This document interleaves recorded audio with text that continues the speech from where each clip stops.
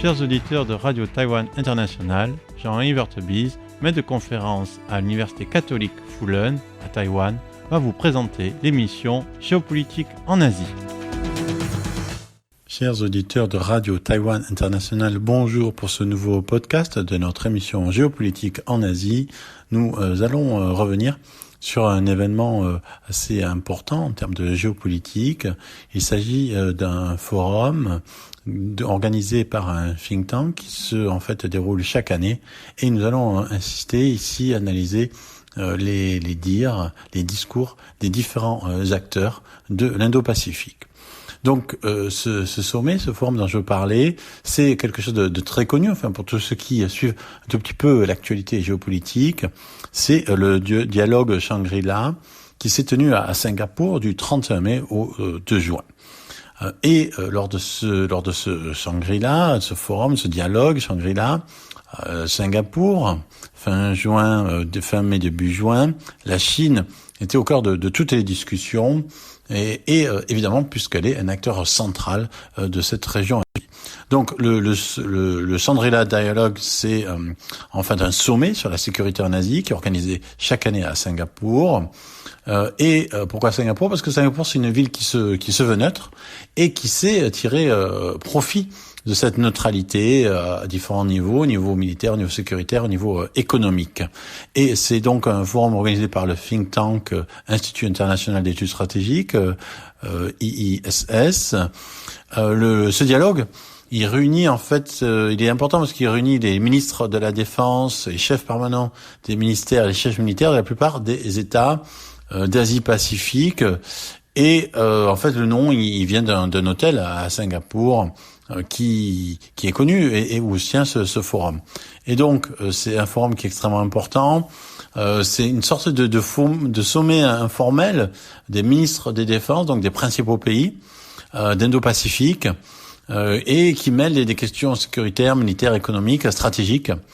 Et depuis quelques années, c'est aussi devenu un des rares lieux, finalement, et d'où son importance, où les responsables de la défense américaine et chinoise se croisent, se rencontrent, et aussi un des lieux où peuvent s'exposer leur vision de plus en plus divergente du monde, puisque on est dans un contexte de conflit larvé par proxy ou de guerre froide entre ces deux puissances majeures, la Chine et les États-Unis. Et cette année, le Shangri-La dialogue, le dialogue Shangri-La, il a été une nouveauté. Il a introduit certaines nouveautés à différents niveaux. D'abord, ce qui a été nouveau, c'est la présence de l'amiral Dong Jun. Pourquoi nouveau ? Parce que il a été nommé le 29 décembre 2023. C'est le 14e ministre chinois de la Défense nationale. Donc il a été nommé lors de la 7e réunion du comité permanent de la 14e Assemblée populaire nationale. Il a remplacé le général d'armée Li Shangfu, dont on se souvient peut-être qu'il avait disparu un peu mystérieusement, c'est assez étonnant. Donc ces disparitions, du point de vue extérieur, ces disparitions de grands généraux militaires qui ont des postes de ministère et qui peuvent comme ça d'un jour à l'autre disparaître des radars, qui ont été ensuite souvent, c'est le prélude à une accusation de corruption.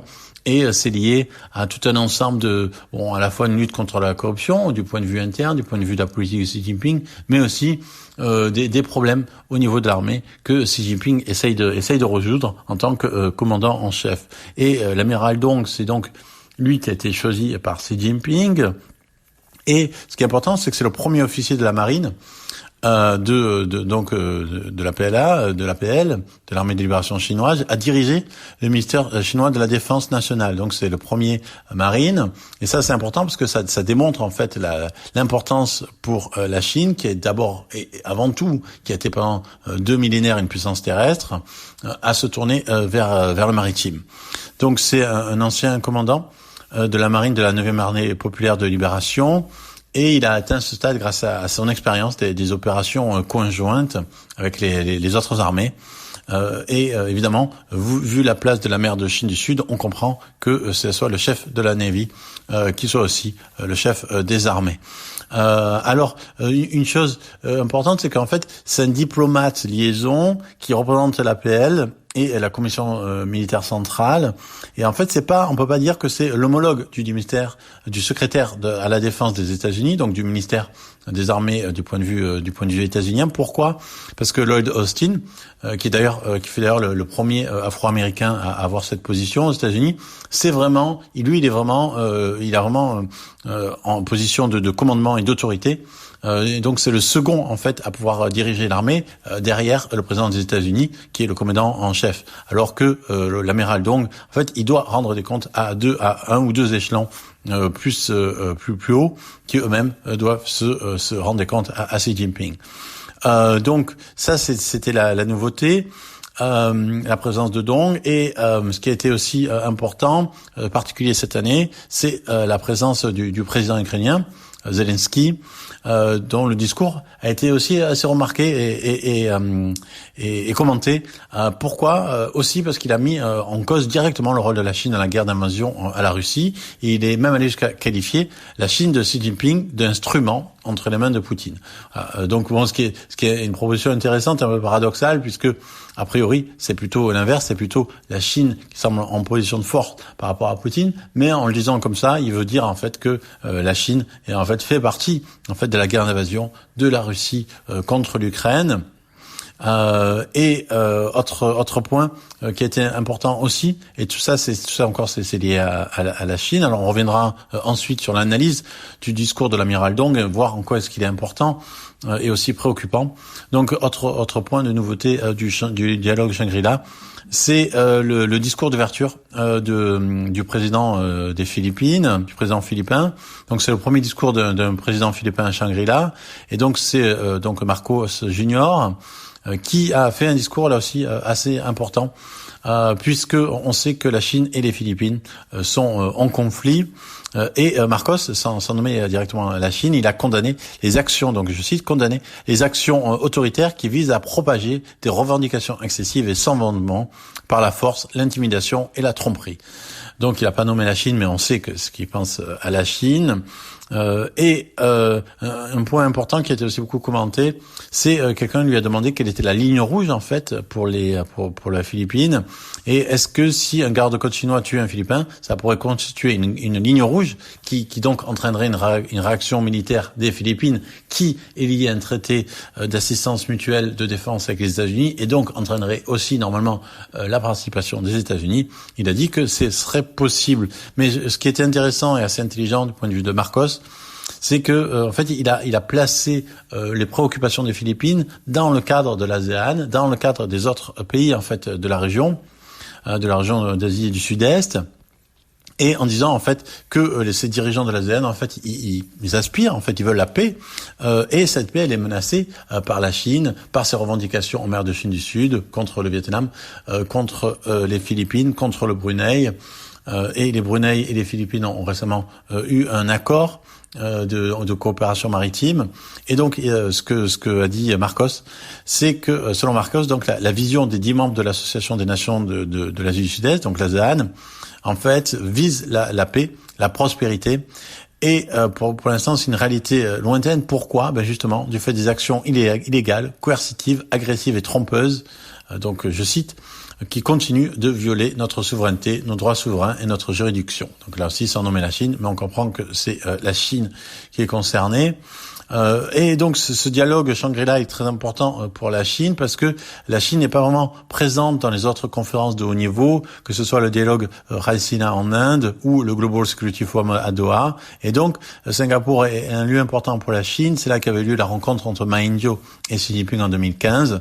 Et donc c'est un point important pour la Chine pour faire porter sa voix. Donc le discours de Dong, il intervient après les exercices de blocage qui ont entouré Taïwan, Joint Sword 2024A de la Chine. Et donc ici ce discours, il a été assez remarqué par sa fermeté Donc il a dit, donc je cite, quiconque ose séparer Taïwan de la Chine sera écrasé en morceaux et subira sa propre destruction. Ça laisse pas de place à la nuance. Donc la perspective d'une réunification pacifique avec Taïwan est de plus en plus érodée par les séparatistes taïwanais et les forces extérieures. Donc les forces extérieures, c'est-à-dire les États-Unis. Et le fait qu'il dit de plus en plus érodé, c'est assez problématique. Puisque évidemment ça signifie qu'il y a une forme d'usure de la Chine, et c'est aussi ce qui est revenu aussi quand Dong a parlé des Philippines, et là de façon encore plus étonnante, puisque au lieu de chercher l'apaisement, et alors même que les agissements chinois en mer de Chine du Sud inquiètent tout le riverain, donc il a affirmé en fait que c'était Manille, donc la capitale des Philippines, qui se livrait à des préoccupations préméditées pour empiéter sur le territoire chinois en mer de Chine méridionale. Alors, on rappelle que ce qui est affirmé comme territoire chinois en mer de Chine méridionale, ça comprend en fait en grande partie la zone économique exclusive des Philippines, qui est reconnue par la Convention des Nations Unies sur le droit de la mer. Donc, on voit ici qu'il y a véritablement un discours chinois qui est complètement en porte-à-faux, non seulement de la plupart de la perception de la mer de Chine du Sud de la plupart des pays riverains et des États-Unis, mais aussi du droit international. Mais l'aspect peut-être le plus préoccupant, c'est le fait que Dong a déclaré que les États-Unis cherchaient en fait à établir une alliance atlantique du Pacifique, une sorte d'OTAN du Pacifique. Pourquoi c'est inquiétant ? Parce que alors c'est vrai bien sûr que les États-Unis cherchent à créer des alliances entre les Philippines, le Japon et la Corée du Sud, mais dire que c'est une forme d'OTAN, c'est assez préoccupant. Pourquoi ? Parce qu'en fait la Chine soutient le discours russe, disant que l'agression de l'Ukraine est une réponse à une provocation de l'élargissement de l'OTAN. Donc en mettant les actions des États-Unis d'aide à Taïwan, de soutien des Philippines, d'association, de coopération entre le Japon et la Corée du Sud, en mettant tout ça sur une barrière, sous la bannière d'un OTAN du Pacifique, c'est comme si en fait, de même que la Russie en fait serait justifiée d'avoir agressé l'Ukraine parce que c'était une réponse à l'OTAN qui l'a menacée. De même, ici, évidemment, la Chine pourrait à l'avenir dire que les coopérations, les associations, les traités bilatéraux entre les États-Unis et Japon, Corée du Sud, Inde, Australie, constituer une forme d'otanisation, si l'on peut dire, de la région, contre laquelle la Chine se devrait de réagir en agressant potentiellement Taïwan, ou un autre point chaud qui serait justifié parce que de la même manière que la Russie a justifié son opération militaire spéciale, donc son invasion de l'Ukraine, par soi-disant la provocation que serait l'élargissement de l'OTAN. C'était Jean Evertebise dans son émission Géopolitique en Asie pour RTI.